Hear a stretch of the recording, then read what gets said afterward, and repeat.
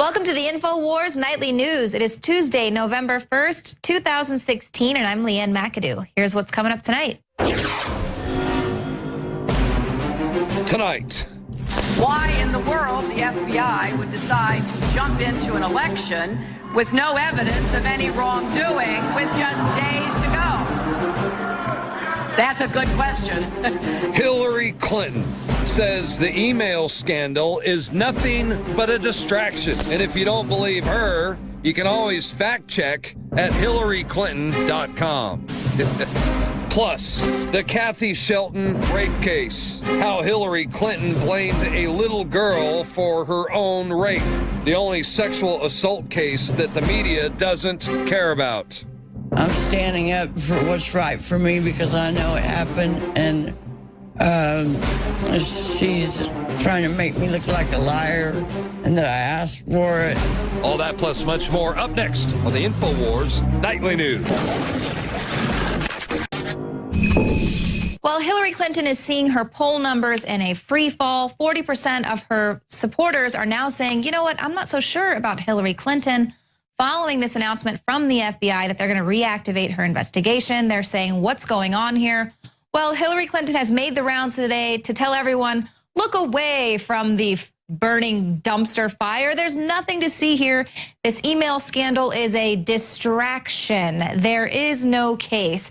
So this is her on the campaign trail there in Ohio.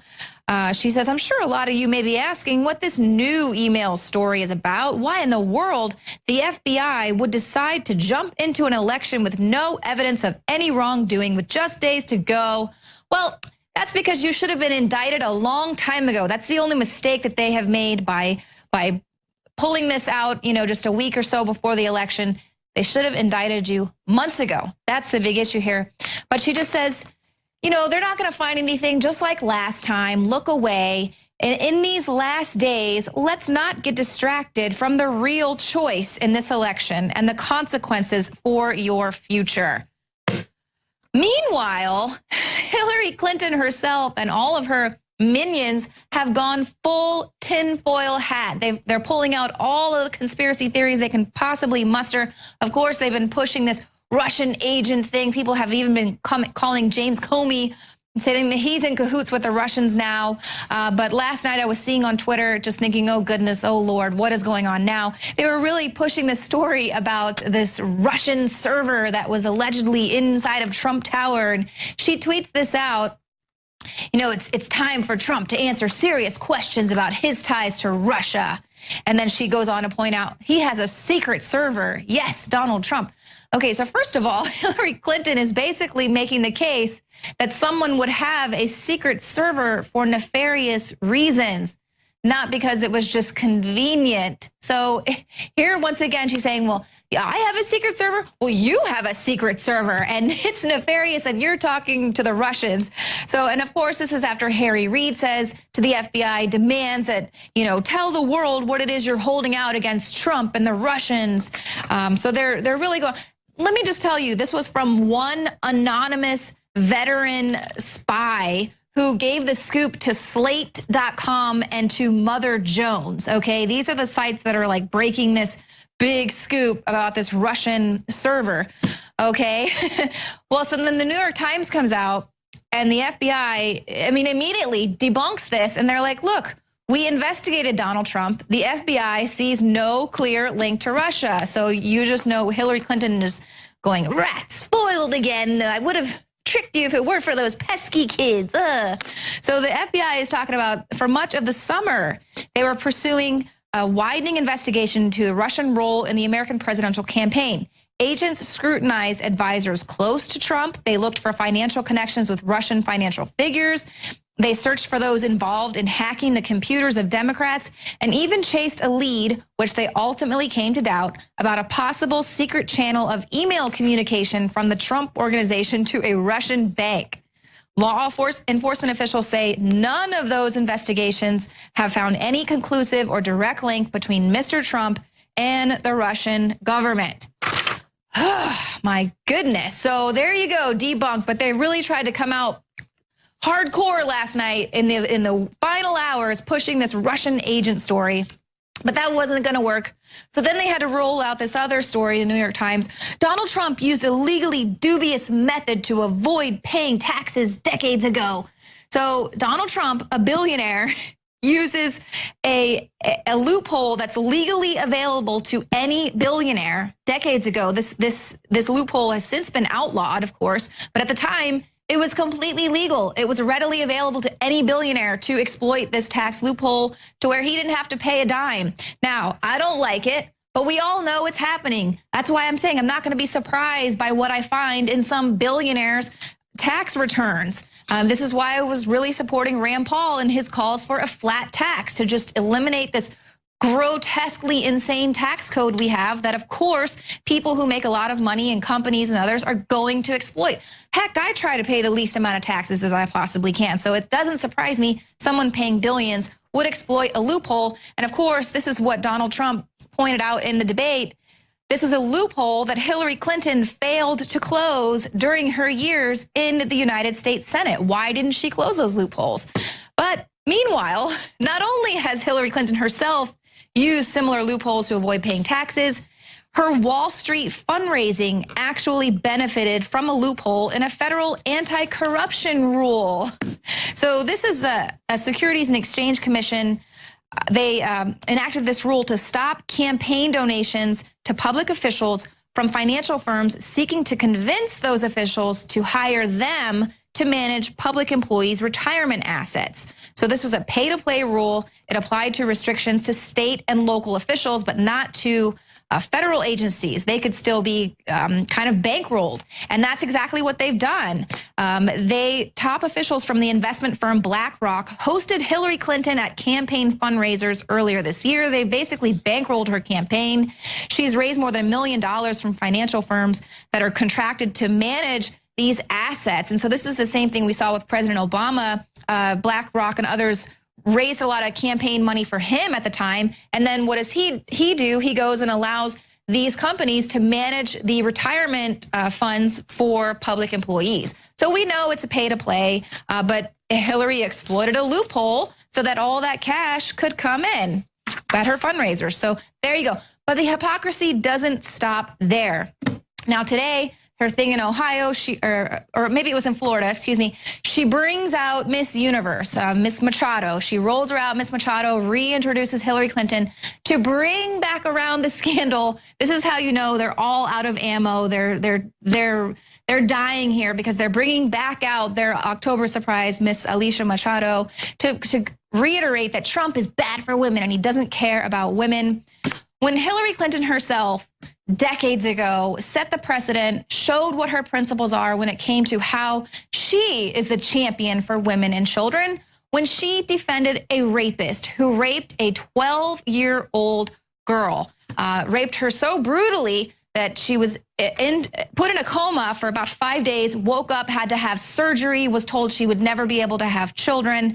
And the Federalist wrote a really great article today about how Hillary Clinton learned how to manipulate the law by defending this child rapist. Now, we actually had Kathy Shelton in studio today to retell this story and to talk a little bit about how it feels to have had her life destroyed by Hillary Clinton, in 1975, and then years later having to hear this woman say how sexual assault survivors deserve to be believed. You look at Hillary Clinton's career and it baffles me so much that she has been allowed, mostly by our mainstream press and to the shame of her own party, to somehow be held up as some kind of champion for women and fighter for justice for children through 40 years of her career, when time after time she's chosen the side of rapists just to make herself look good. I want to send a message to every survivor of sexual assault. Don't let anyone silence your voice. You have a right to be heard, and you have a right to be believed. We're with you.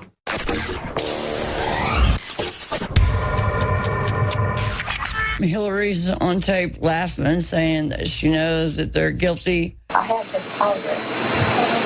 She passed. Forever destroyed my faith in Congress. And has made some other remarks down the line, and I'm standing up for what's right for me because I know it happened, and She's trying to make me look like a liar and that I asked for it and all that. And by the way, we should pull up a photo of you when you were 12. That's online. People can also go to theirlivesfoundation.net. We can put that website on screen for people so we can personalize this. I mean, you were a little girl. I have a 12-year-old daughter. I have an 8-year-old daughter. And, you know, before I had daughters and children, I would get upset hearing about abuse of women and children. But now, I mean, I'm going to be honest, it makes me just start feeling very violent whenever I think about people abusing little girls, especially. Sent out of the crime lab for those efforts to reform the environment. Crime lab, just a pair of underpants, neatly cut out the parts they were going to test. And tested it. Now, that's Hillary bragging to journalists, she thinks are her friends, that she cut the blood out of his underwear, her blood. And she's getting off on it. It's like, what frickin' planet does this demon come from? And that's the thing. In all the WikiLeaks, which confirms everything you said, they get off on bad. Where they could do better doing good, they don't. They want to do bad. Well, she talked about having public positions versus private positions, and apparently public position is I need to be a defender of women and children. Private position? I cut the blood off his underwear. I'm proud of getting somebody off like this. I just want to win. I want to send a message to every survivor of sexual assault. Don't let anyone silence your voice. You have a right to be heard, and you have a right to be believed. We're with you. Well, this morning we learned that the FBI was looking into Trump's alleged ties with Russia. They did investigating for much of the summer, actually, looking for financial connections with Russian financial figures. They were looking for people involved with the hacking of the computers with the Democrats there, and also scrutinized advisors of Donald Trump. And they said, look, we have found no link. But it turns out now we're learning that a lot of Hillary Clinton's key advisors are also the focus of a major FBI investigation. Margaret Howell joins me now. So what are we seeing here with this, 5 separate FBI cases? Isn't this crazy? So the FBI, they're probing 5 entities surrounding Hillary Clinton, of course, whom Abedin is number one. They're looking at her. Possibly she's committed perjury. That would be one aspect of this. And more on that. Terry McAuliffe is perhaps the biggest bombshell in this information, because the claim that he sold access to the Chinese for access to Hillary Clinton, that we saw this policy change in relation to money being changed hands. They're looking at his involvement with a Chinese investor named Wang Wenliang currently, and this is going to be one of the biggest stories of 2017. It's under wraps now. Very corrupt Virginia governor and very close to the Clintons. He was the guy that gave $600,000 of his own money to Jill McCabe, the wife of the deputy director investigating Clinton. So more on him, and it's trickling out. Also, Cheryl Mills, who cut that deal with the FBI for criminal immunity to go ahead and hand over what she had. So everybody around her is basically corrupt or on par with being as corrupt as she is. John Podesta, of course, and the Clinton Foundation also under investigation, and a string of other people that are low level within her campaign that have possibly committed criminal acts under Clinton. So major cesspool. Right. Virtually everyone in Clinton's inner circle and their families are involved now, being probed by the FBI. Of course, something else that we're learning is emails are showing that the Justice Department official who actually oversaw the Clinton probe initially has close ties to Podesta. He was actually trying to get his son to be involved in Hillary Clinton's campaign. Right. It's just so messy. What needs to happen, so John Podesta, his BFF over at the DOJ, is the one that is presumably in charge of the criminal investigation, putting it together against Hillary Clinton. That needs to change immediately, that official. But look, Leanne, we've seen this unsuccessful attempt by the Democrats. They're jumping ship like rats. Nobody wants to touch her anymore. She's become a pariah, Leanne, of sorts. Exactly. Like this. Well, they were kind of seeing the writing on the wall back in 2015, in fact. Podesta was telling Cheryl Mills, we're going to have to dump all of those emails. Better to do it sooner rather than later. Right. They're all kind of joking about her other aide, Neera Tanden, whoever told Clinton she could use the server should be drawn and quartered. I mean, so within her inner workings, they know there's going to be some major trouble. And they're like, how can we clean this up? Even the president's come out saying, I didn't know she had this private email. And they're like, why would he say that? Of course he emailed his top official. You know, what a blatant lie, which is also a felony to go on national television and say I didn't have any knowledge when clearly you had knowledge because we have written confirmation that you had knowledge. You know, this unsuccessful, tired narrative they've been using. The KGB is after our democracy. You know, we even heard James Carville. I thought he was having a stroke on mainstream media today. Or, you know, I was watching a playback where he was blaming the Russians. I'm like, dear God, stop it already. It's over. Get off of it. Correct. It's hilarious. I literally thought he was having a stroke. We also see Chris Matthews in support of Trump a couple of days ago. I'm like, wait a second. The fourth estate is also leaving her, which is hilarious. Well, that's the thing is a lot of people are now beginning to see the writing on the wall, and they can see that corruption surrounds her. We knew that they were propping her up in the first place because so many of them were involved in all of this, and she would have taken them all down with her like a house of cards, so they had to prop her up. But now they're seeing, I mean, with James Comey coming out and doing this, they're like, wow, they've either got a lot of dirt somewhere that they know is going to be released by WikiLeaks or Kim.com or someone else. There's a lot more information to be forthcoming, so they got to get ahead of this and not get taken down with her. But it is very interesting to see the changing tide. As Alex Jones keeps saying, it's like an amazing time to be alive right now. Even the ABC poll, just really quickly, has Trump up the Daily Ticker by 1 percentage point. Who would have ever thought in the history we would ever see ABC actually say that Trump is ahead of Clinton? You could fall out of my chair right now. This is a remarkable time. Could Huma Abedin just destroy Hillary Clinton? It's certainly looking that way. We have an article up on our website. The feds have leaked new information regarding Wienergate. It just could derail her campaign entirely, also could indict her. Now, it's been a hell of a week for Hillary Clinton. Michelle Obama is unretweeting tweets from Hillary. Jason Chaffetz, he's under an investigation, an ethics probe, because he's been threatened with smearing the campaign. While liberal talking heads are saying that he's responsible for the FBI probe being reopened. But what we do know, here's what we know. The FBI, they've reopened this criminal investigation into one of the two presidential candidates running for president, Hillary Clinton. That's major news, don't you think? You think we could see this trending on Twitter more than we have. Anyway, Clinton, after discovering this new information, and it's because of Anthony Weiner and those infamous Blackberries he was using to send little nudie pics of himself to a 15-year-old minor. He was under investigation from the feds. This we know this week, but apparently there are bombshells on this Blackberry that could very well indict Hillary Clinton. Now, we know that Clinton, she worked on the Nixon Watergate committee, and she understands the importance of destroying the evidence. She thought that she'd gotten rid of all of it, smashing those Blackberries with a hammer. It looks like she forgot one little device which actually could bring her down. Now, regarding this article specifically that's on our site, it details on Monday the thousands of new emails from the Clinton campaign and John Podesta that were, of course, published by WikiLeaks. And within this new data dump, there was this smoking gun proof that the White House was colluding with Clinton to cover up the fact that Obama had lied to Congress. Oh, and to you and I both, that Clinton, he didn't know that she was using that private homebrew server out of her closet to send classified information, unsecured emails. He had no idea. When we know that Cheryl Mills, she had an oh-you-know-what moment writing John Podesta and said, you know what, they're both sending emails. He's gotten the emails. He understands it. We've got to clean this up. That was the information shared by WikiLeaks. And it looks like this could very well reopen this criminal investigation. It could also cause Clinton to go to prison. And that's the main thing here, because we have proof that she knew her actions were illegal. She thought that she'd gotten rid of all of the evidence. She didn't. She missed Weiner. And it looks like this sex scandal could actually derail her because of her relationship with Huma Abedin. Now, the FBI's mutiny to reopen the Clinton investigation has been unbelievable.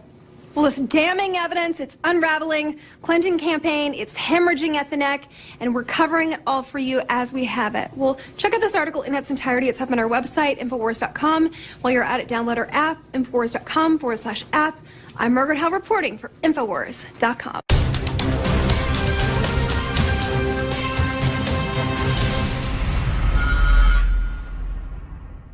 All All right, everybody, this is Joe Biggs with INFOWARS.com. Now, I keep seeing a lot of misinformation being spread across social media. People seeing false WikiLeaks emails, and, when you read them, it's too good to be true. So I found this one right here. I think this is the best fake one so far, because it says, subject, the dogs are loose. You can see that right here, which is kind of funny. It says, I'll be meeting with Soros later this week for some pre-programming of machines. These machines will be humming in November. Well, when it sounds too good to be true, more than likely it's too good to be true. So I had to post this to tell people to stop spreading misinformation, because you're going to have people in the Clinton campaign, people out there that are going to Photoshop and make these fake emails so people spread them. So when actual real bombshell information comes out, it kind of takes away from that. So we need to get out of the habit of doing that. So everybody needs to learn how to use WikiLeaks and how to take one of these emails, as you see right here, where it says, I'll be meeting with Soros later. And I'm going to show you how to go over into WikiLeaks, and we're going to look for it. So since it says machines will be humming right here, that's something that sticks out that you're not normally going to see. We're going to go here. You click on Podesta email, since these are the ones that they're referring to, because in the back, I'll show you really quick. It has John Podesta in here, so that's part of the Podesta WikiLeaks email thing. So you go to wikileaks.org. Like I said, we'll go back. This will be the main page of WikiLeaks. Here's the Podesta part right here. You click on it, and then you put in quotation marks, the machines will be humming, in quotation. And before you hit submit, let's go back and make sure machines will be humming. So you want to make sure you have the right thing. And then it's just this easy to find out whether or not it's real or not. Your query return no results whatsoever. That shows you that that is a fake, photoshopped Podesta WikiLeaks email that does not exist. They're not going to be coming out talking like that blatantly, telling you that they're going to have all this, kind of corruption. It's stuff you're going to have to dig for. If you don't believe me on that one, let's say meeting with Soros later. So we'll try that. So back here, since it's a sentence, meeting with Soros later. Now there's always a possibility that that could bring something up, but no, your query returned no results because that email does not exist. Now let's look at this. We're on my page. Let's go to Podesta emails, Podesta 25. That is the newest dump for today. And here you'll see people take screenshots, things like that. And the easiest way, if you see something, you want to find out whether or not it's real, because people are going to take screenshots. You're not going to know the email number or whatever it is it may be. So here we go. This one says, so we can say all these things you like her to say, but when she says she's against reinstating on that debate stage, I'm worried that will be shorthanded as she's pro-bank. So let's find out if that's real or a fake email. So we're going to use shorthanded as she's. So shorthanded as, let's make sure we got it, shorthanded as she's. And then we'll click on this. There you go. Shows you that this is a real email. Then you open up the email, you command F over here, shorthanded. And as you see right down here, I am worried that will be shorthanded as she's pro-bank. So you can see that that's a real email. It's searchable. It's in the WikiLeaks data dump from the Podesta emails. And this is an easy way. It literally takes 2 seconds to find out if these emails are fake or real, because we need to get out of the habit of just seeing something on Twitter, seeing something on Facebook, and thinking that that person's already done their research and that person is a trusted source for gathering what it is you need to be informed and to be able to share that and not look like a dumbass. So let's do one more just to go over. It says, off record, if pressed on whether we are essentially admitting the possibility that she deleted some emails. If pressed on whether. So we'll do that. So we'll go here one more time.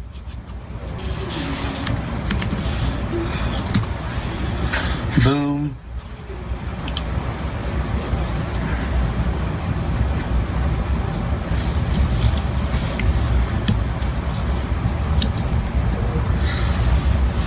Here we go, off record. If pressed on whether we are essentially admitting the possibility that she deleted some emails. So there you go. This is a quick, easy step. So let's go back and look at it from the beginning one more time to help you guys out. So if you see something that looks this good to be true, I'll be meeting with Source later this week for some pre-programming of machines. You know, that's obviously something that someone's photoshopped. You just go back here, main page, click on the Podesta email or whatever the new dump is by WikiLeaks. We don't know what's coming out tomorrow. And then you go in here, put in quotations, a sentence that's going to stand out, type that sentence, hit search. If it pops up, it's real. If it doesn't pop up, then it doesn't. And if multiple things pop up, like in an email, then what you want to do is once you get into that email, like say we're in this email right now, you do Command F, which at the top up here will give you an area, and just look for a keyword. Help.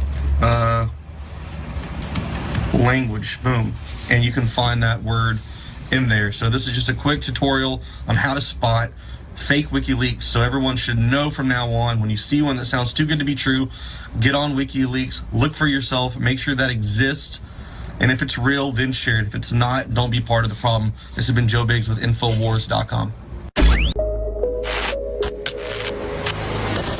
David Knight here with Danny Williams, the son of Bill Clinton. He alleges he would like to get a test to prove it or to disprove it, and we just finished a press conference here.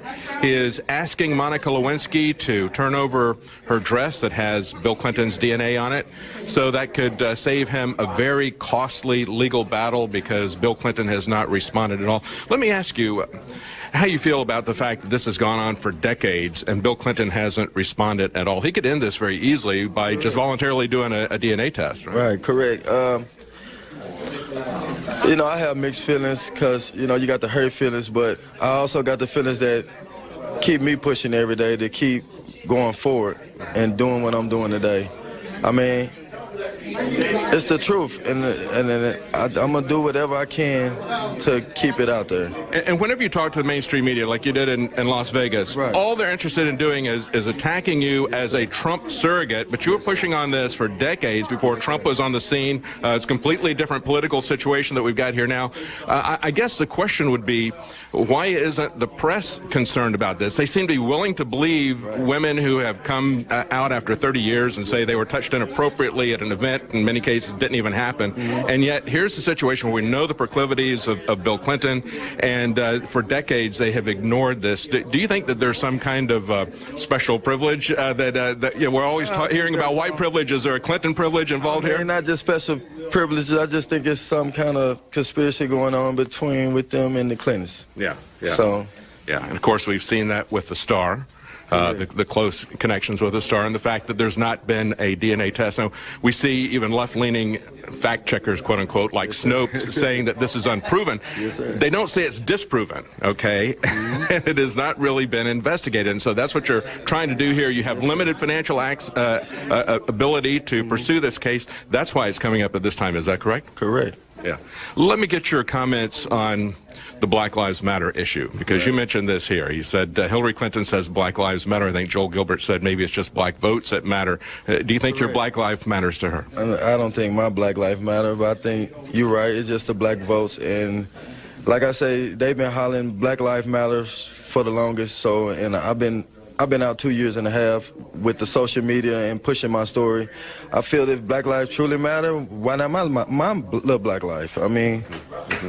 The other thing, too, and I asked you this during the press conference to comment. I'd like to get it on this interview here. Yes, sir. To ask you to comment about the fact that Bill Clinton, at the time that this was heating up in 1998, 1999, did a deadbeat father's bill. Correct. Unbelievable. The fact that he turned it from a misdemeanor into a felony. He talked about how for the education and the health of our children, we need to have fathers step forward. We're bankrupting the welfare system because dads are not taking their responsibility. And he said it's for the future of the nation, and yet he would not even respond to you. Right, correct. I mean, I feel he's the deadbeat dad. Personally, myself, I started raising my first child in 2003. I've been there since day one. I've been there through her hurt, through her hungry, through her dirty diapers, everything. And it, and it just hurt me to never experience that with my own father. And, I promise my kids every day, I'm going to try my best. I'm going to keep pushing until I'm able to get you guys to meet your grandfather one day. Well, let me say, Danny, when you talk about that, nobody has a perfect dad. And I got to say that what you have done in stepping up and reestablishing the role of a father, even when you didn't have a father, I really admire that. I honestly do. Right. And that's the thing you have done. And you understand, being there for your children, that has its own reward. Yes, and so Bill Clinton has lost out on knowing a really fine man, Danny Williams. Thank you. And I'm just going to do my best. I'm gonna keep pushing it until he steps up, and I'm going to keep raising my kids. So thank you. Thank you so much, Danny. Yes, sir. Good luck to you. I hope you get closure on this. Thank you. Tell Alex I said hey. Will do. Will do. Thank you. David Knight for INFOWARS.com.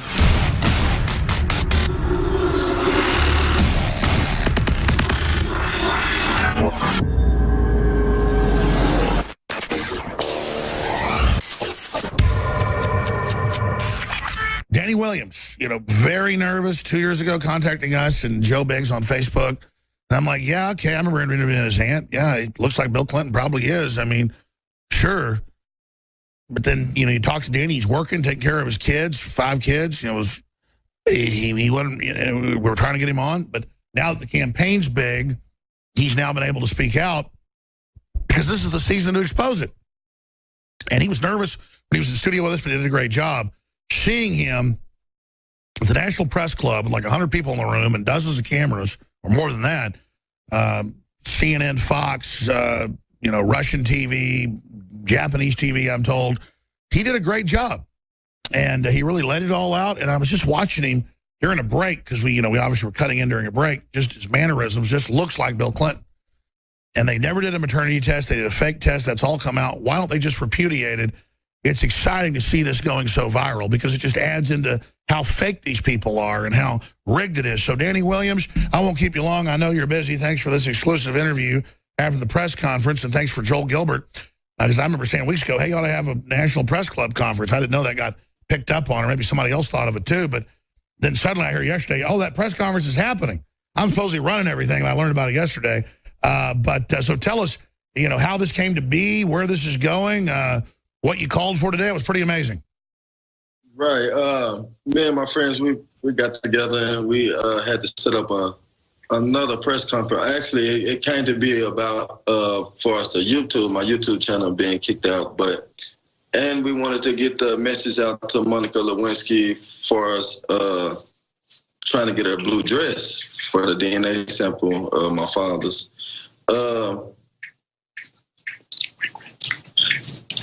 But it also went great. It went excellent.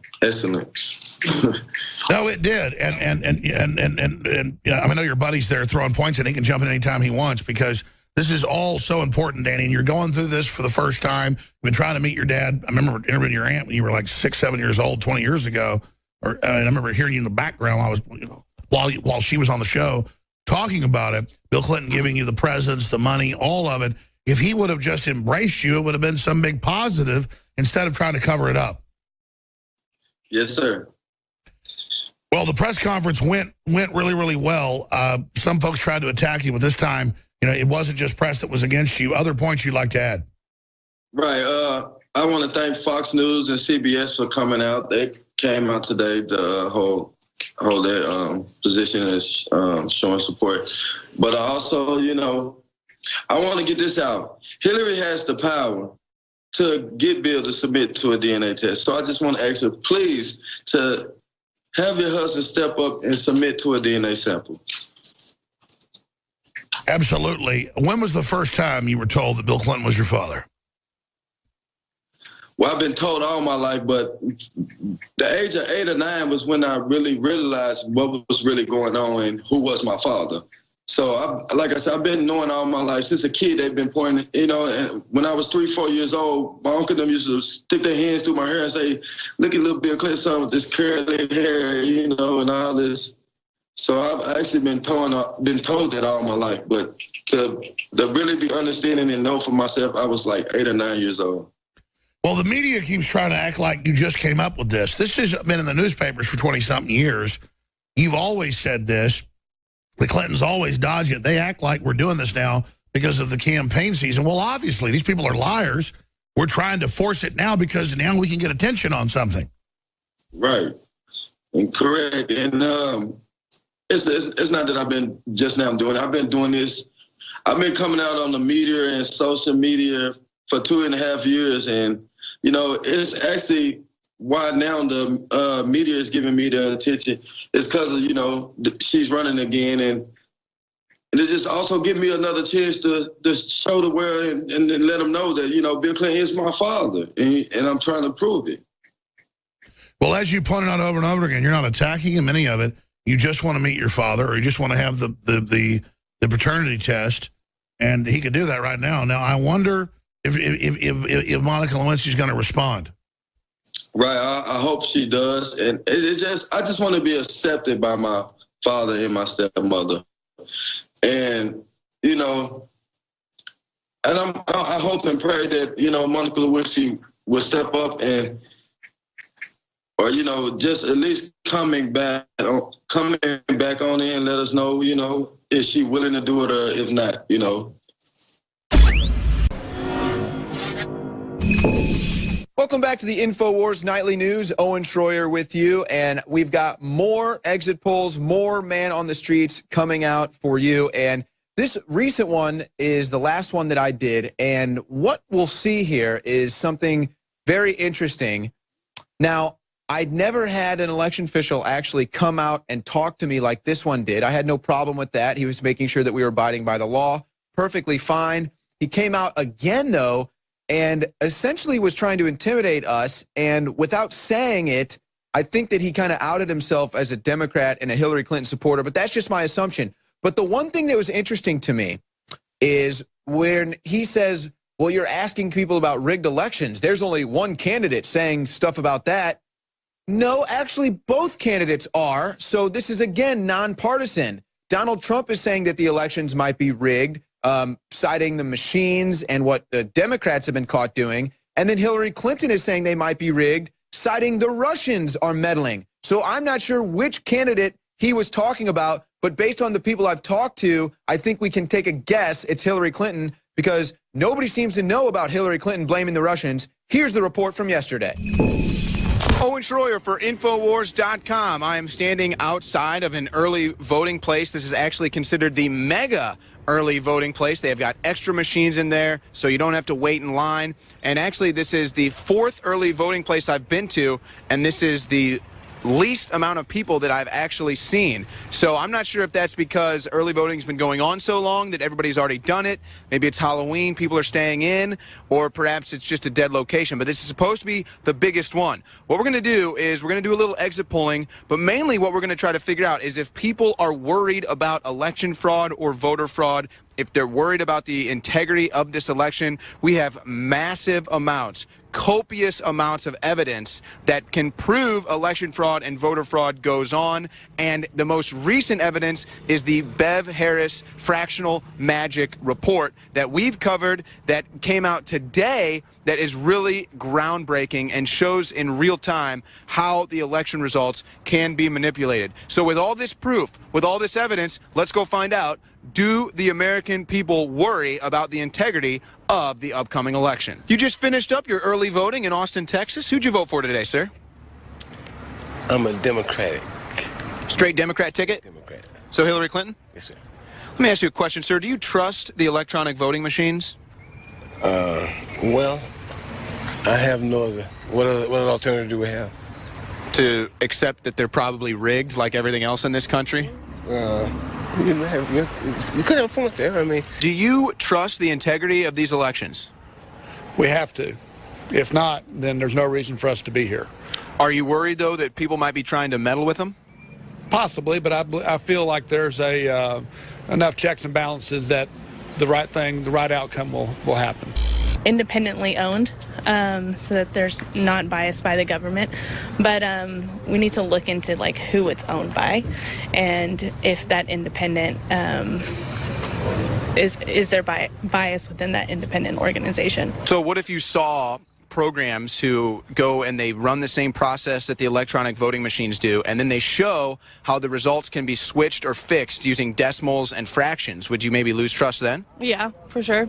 So that's what we've just discovered. Yeah, that seems like it's a thing that's happening right now. So don't you think it's important, no matter what side you're on, whether you like Hillary or Donald, that we should all be looking at the electronic voting machines? And if we have doubts in the integrity, perhaps maybe going back to paper ballots? Absolutely. I mean, I wouldn't mind taking the time. If that's what we have to do to get our results correct, it's probably worth it, don't you think? Absolutely, and I think it should be fair for everybody, no matter who you're voting for.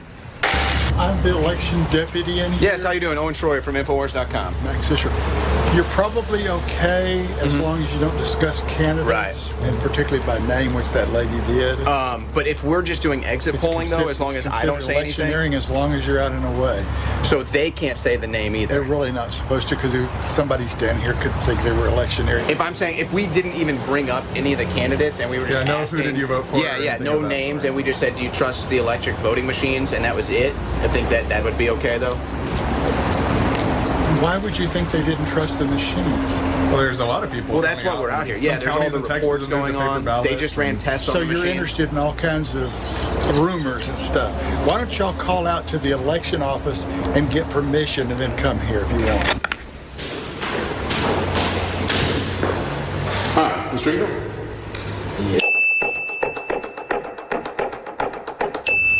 Okay. You want to talk to us? Really? You don't want to talk to us at all? People are concerned the election's going to be rigged. I guess they're really going to be concerned when they see you turn your back on us. Yeah. Well, can I talk to him? Will anybody here talk to us? Or do you want to rig this? Why are you cutting off all these audit trails? Why are you cutting down the paper audit trails? Well, there you go. That should tell you something. People concerned about elections being rigged. You've got the director of elections here, the Secretary of State office, that won't talk to us. Takes one look at the press and turns around and walks off. We really prefer you not run down our system. People don't really trust anything anymore. I'm just asking a question. It's not my report. Oh, I know, but when you ask it in a certain way, you actually influence the person. Well, I hope I would influence them to do some research. But they won't. Well, you do realize that one of the candidates is the one who's calling into question whether these things work or not, which makes it a political statement. No, that's not true. Have you talked with the people who made these things? Have you talked with the people out there who program them? I was on ballot control one time. They call us out there and they make sure that those machines are 100% accurate. We worked. Well, would you want to do an interview with us then? No. For Hart or what company? I prefer Diebold or Smartmatic? Hart's the one that does these. Their name used to be something different, but it's Hart now, Hart Graphics. And it's the one used in Dallas and Houston and El Paso, I think it is. I'm just saying, it's such a complicated thing. To talk about it being fixed is ridiculous. I'd have to disagree, though. Keep playing around. Yeah, you disagree. But I'm not doing anything illegal. We're not trying to play around. We went to the Capitol office. I've worked on it for 20 years, okay? But to sit here and say it's absurd, I mean, that's absurd. You're absurd. Sorry. You've got dead people voting and illegal people voting. Move beyond my marker. All right, we will. I'll call a constable. Okay, we're not breaking any laws. All right, ladies and gentlemen, so we just did some exit polling here, and we had to deal with an election official. Actually, we had to deal with him twice. The first time he asked us to move. Even though we weren't breaking the law originally, he still had us move. We obliged. We wanted to continue doing our interviews. Then he came and harassed us again, said we weren't outside of the 100 feet, even though it was his marker that we were obeying. He said we had to go even further. And then when we tried to talk to him, he didn't seem to like us very much. He said we were non-existent. INFOWARS doesn't exist because he's never heard of it. And apparently, election rigging doesn't exist either because he's never heard of it. He says that it's absurd for me to suggest that election rigging is going on. I mean, what's absurd is to sit here and deny that it's even possible. We've got registered dead voters. We know that they're pushing amnesty unconstitutionally to get people to vote. We know that there are hundreds of thousands of people that are registered to vote in multiple states. And now most recently we have reports about how they actually rig the voting machines. We've got them, folks. We've caught them.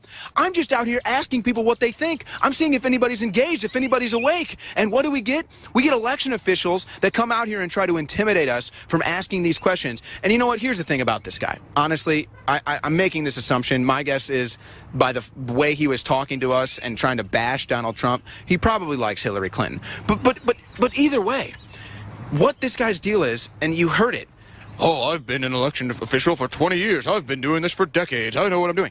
So what? So it doesn't matter how long you've been doing it. For whatever reason, you've been doing this for so long and you've ignored this evidence, okay? We have it all now. So it doesn't matter how long you've been an election official. We have the evidence. We don't trust the results. And we're going to keep a close eye on this. And it's not absurd at all. But he has threatened to call the authorities, call the constable, says we're breaking the law, even though we've done nothing of the sort, folks. I've done no electioneering here at all. But he threatened to call the authorities. He's been bothering us. So I'm not surprised. These are the kind of electioneers that, election officials that we deal with in Texas. It's really sad. We're just trying to maintain the integrity of the election, and election officials want to demonize us and get us booted from outside early voting stations. So there you have it, folks. Election officials wanting us to stop talking to people and get off the ground. Thanks so much for everybody for tuning into the Nightly News. Go to InfoWarsStore.com to support the broadcast. We'll be back tomorrow night, 7 o'clock Central.